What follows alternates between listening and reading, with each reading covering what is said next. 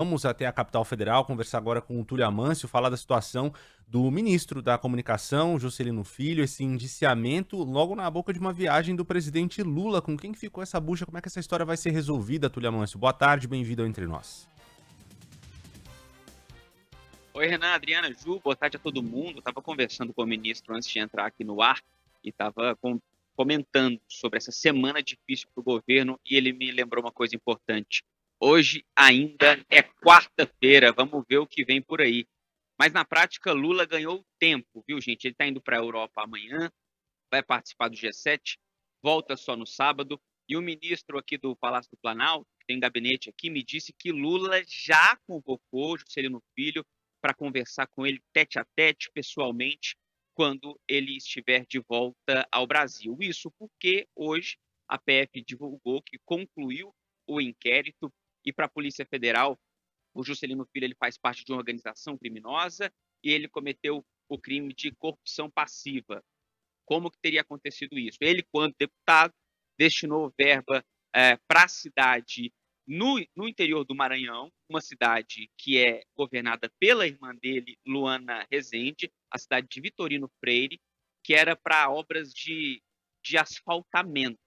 Só que, segundo o que a PF investigou e segundo um relatório da CGU, essa obra aconteceu numa propriedade da família do ministro, que era deputado à época. Então, a polícia encontrou irregularidades neste fato. Qual foi o montante que teria sido, então, desviado? Mais de 7 milhões de reais.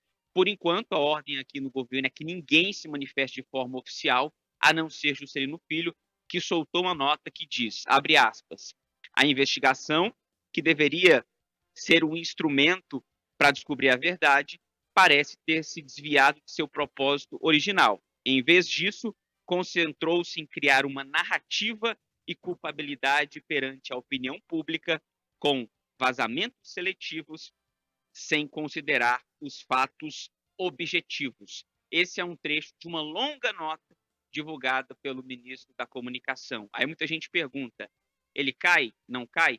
Por enquanto, não. Os ministros próximos a Lula aqui do Palácio do Planalto dizem que não acreditam que nesse momento ele irá cair e nem que ele irá puxar uma reforma ministerial, adiantar uma reforma ministerial, coisa que o Lula está pensando só para o fim do ano, depois das eleições, ou talvez só após as eleições mesmo para novo presidente da Câmara e do Senado, viu, gente?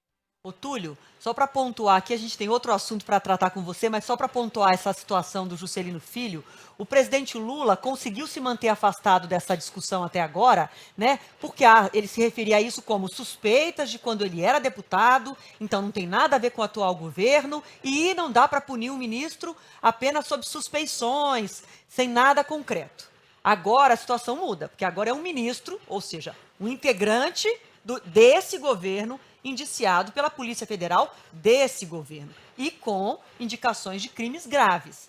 Então a questão é, qual vai ser o custo político de sustentar Juscelino Filho quando se sabe que o governo está num momento delicado, desgastado em vários assuntos no Congresso, mas ao mesmo tempo é justamente por esse desgaste no Congresso que precisa do partido de Juscelino, do União Brasil.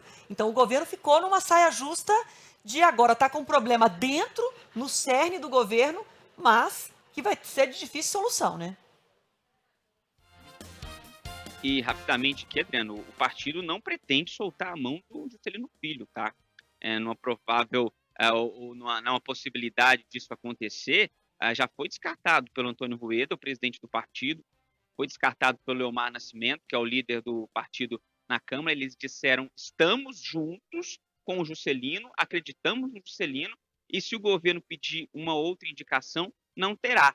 É Juscelino que permanece no ministério, que tem a indicação do União Brasil. Então vamos ver como o Lula vai lidar com isso.